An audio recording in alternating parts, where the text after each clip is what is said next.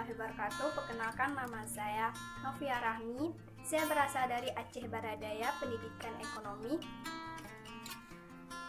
Nah, pada kesempatan kali ini saya tidak sendiri, saya bersama dengan teman saya, Mulyati, Masita, Sasabil, Fitri Rostiana, dan Zuda Amalia.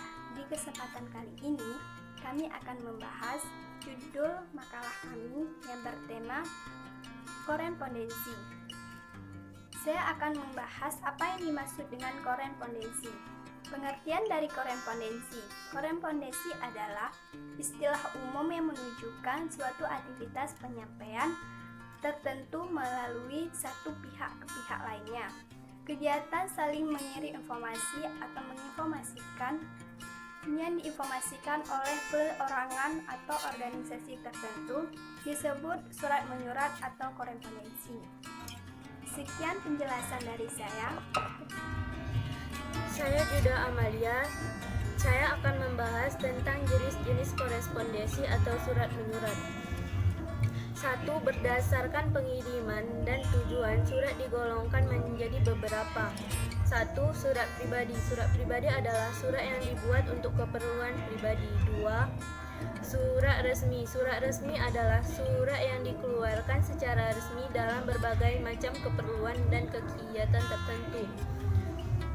3. Surat niaga. Surat niaga adalah surat yang dibuat atau dikeluarkan untuk keperluan niaga atau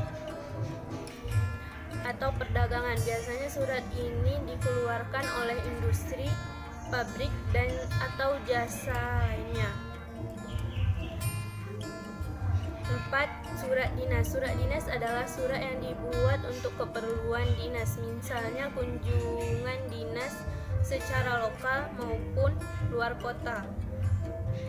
5. Surat lamaran pekerjaan. Surat lamaran pekerjaan biasanya dibuat untuk keperluan untuk melamar pekerja, baik di kantor, pabrik, perkantoran, perusahaan, atau instansi-instansi tertentu.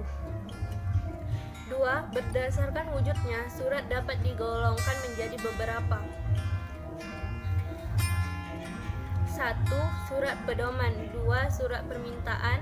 3. Surat panggilan. 4. Surat lamaran pekerjaan. 5. Surat pengantar. Dan 6. Surat perjanjian. 3. Berdasarkan sifatnya, surat bisa digolongkan menjadi beberapa. 1.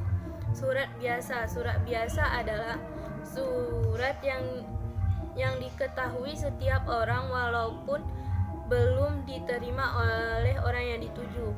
2. Surat terbatas. Surat terbatas adalah surat yang hanya orang yang berhubungan saja yang dapat mengetahui surat tersebut. 3. Surat rahasia. Surat rahasia adalah surat yang hanya bisa diketahui oleh penerima surat tersebut. Perkenalkan, nama saya Mulyati, saya dari Prodi Pendidikan Matematika. Baiklah, saya akan melanjutkan penjelasan dari kawan saya. Selanjutnya, ciri-ciri korespondensi. Ciri-ciri korespondensi antara lain: 1. Pesan yang tertulis. 2. Isi dalam surat merupakan suatu informasi. 3. Surat memiliki bagian-bagian yang standar. 4. Surat memiliki bentuk yang standar. 5.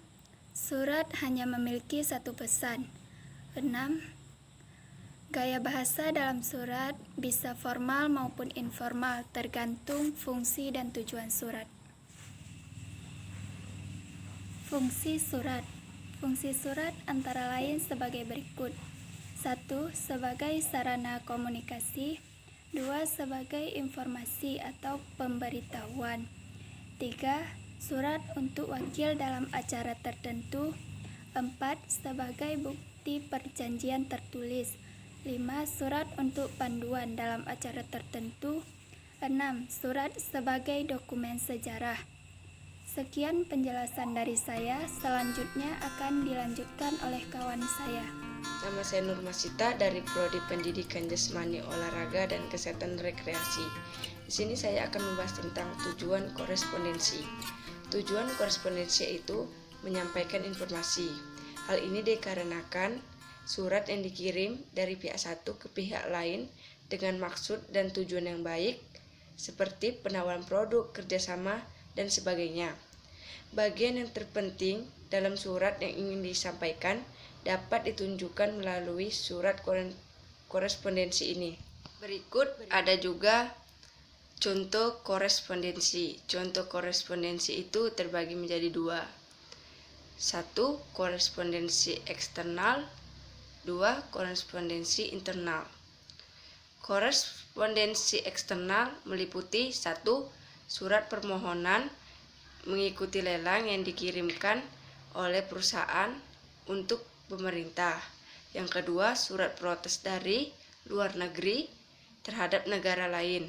Ketiga, surat undangan panitia pentas seni kepada seluruh siswa di sekolah. Keempat, surat undangan dari kepala sekolah untuk orang tua siswa agar menghadiri acara perpisahan siswa lainnya. Sedangkan korespondensi internal itu meliputi 1. Surat yang dikirimkan oleh OSIS kepada seluruh siswa di sekolah. 2. Surat yang dikirimkan kepala dinas pendidikan kepada salah satu stafnya. Ketiga, surat yang dikirimkan kepada sumber daya manusia kepada masyarakat. Keempat, surat peringatan yang dikirimkan perusahaan kepada karyawan yang terindikasi melakukan pelanggaran dan kontrak kerja. Perkenalkan, nama saya Fitri Rosdiana. Saya berasal dari Prodi FKIP-PKK. Di sini saya akan menjelaskan tentang etika korespondensi. Di dalam korespondensi, kita harus memperhatikan beberapa sikap. Yang pertama, isi korespondensi dan tujuan korespondensi.